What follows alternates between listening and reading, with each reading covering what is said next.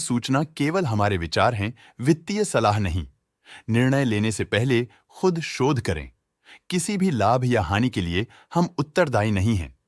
आज हम देख रहे हैं हिंदुस्तान जिंक लिमिटेड के 2024-25 Q4 की consolidated financial performance. Starting with the sales, पिछले क्वार्टर से सेल्स में 5.5% का इंक्रीज हुआ है, मगर कंपनी ने पिछले साल के मुकाबले 20.5% का सेल्स इंक्रीज रिपोर्ट किया। Expenses 3.5% quarter on quarter increase हो गए हैं, जो साल भर के 9.5% के राइज के साथ अलाइन करता है। क्वार्टरली एक्सपेंसेस के कंपैरिजन में सेल्स इंक्रीज होना दिखाता है कंपनी ने अच्छा परफॉर्म किया। ईयरली कंपैरिजन दिखाता है कि कंपनी ने इस साल अपनी परफॉर्मेंस में सुधार किया है। ऑपरेटिंग प्रॉफिट, जो पिछले साल के कंपैरिजन में 32% अप हुआ है, quarter on quarter around 7% increase हुआ है। Operating profit margin OPM annual basis पे 5% से इंक्रीज हुआ है और पिछले क्वार्टर के कंपैरिजन में 1% से इंक्रीज हुआ है। एक्सेप्शनल आइटम्स को ऐड करके अदर इनकम पिछले क्वार्टर के कंपैरिजन में 4% बढ़ गई, बावजूद इसके ईयरली डिक्लाइन -17% हुई है।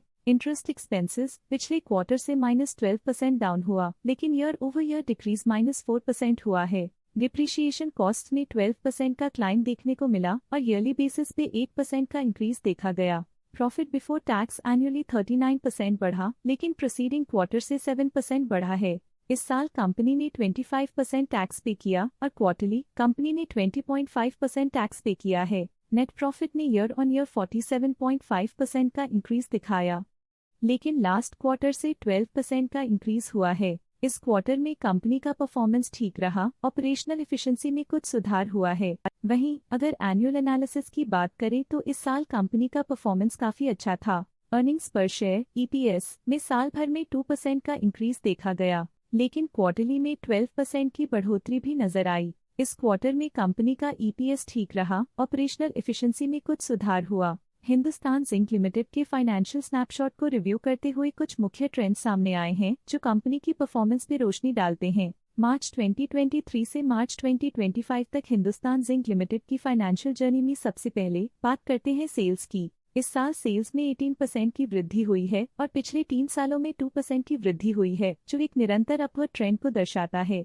पिछले साल की गिरावट के बाद इस साल सेल्स फिर से बढ़ना शुरू हुई है, जो सफल रिकवरी स्ट्रैटेजी को दर्शाता है। अब बात करते हैं एक्सपेंसेस की। इस साल एक्सपेंसेस 12.5% बढ़े हैं और 3 सालों में 3.5% का इजाफा हुआ है। इस साल सेल्स में एक्सपेंसेस के मुकाबले ज्यादा वृद्धि हुई है, जो अच्छी प्रॉफिटेबिलिटी को दर्शाता है। ऑपरेटिंग प्रॉफिट का सफर स्टेडली ऊपर चल रहा है, इस साल 23.5% की बढ़ोतरी के साथ और पिछले 3 सालों में 0% का नोटिसेबल राइज हुआ है। पिछले साल की गिरावट के बाद इस साल ऑपरेटिंग प्रॉफिट में सुधार हुआ है, जो ऑपरेशंस में सफल पलटाव को दर्शाता है। इस साल नेट प्रॉफिट में 33.5% की वृद्धि के साथ पिछले 3 सालों में -1.5% की गिरावट हुई है। पिछले साल की सेटबैक के बाद नेट प्रॉफिट में सुधार हुआ है, जो मार्केट ऑपरेशंस में संभव रिकवरी और अडेप्टेबिलिटी को दर्शाता है। इस साल EPS में 33.5% की वृद्धि हुई, हालांकि पिछले 3 सालों में -1.5% की गिरावट देखी गई है। पिछले साल की गिरावट के बाद इस साल EPS में सुधार हुआ है, जो एक सफल फाइनेंशियल टर्नअराउंड को दर्शाता है। चलिए अब बात करते हैं शेयर होल्डिंग पैटर्न की। हिंदुस्तान जिंक की शेयर होल्डिंग रिपोर्ट्स कुछ इस प्रकार की हैं, जो अननोन 2025 के तक चलता है। ये रिपोर्ट कंपनी के शेयर्स की डिटेल्ड जानकारी देता है, जिसमें promoters, promoter groups, foreign investors, public investors और सरकारी एंटिटीज शामिल हैं।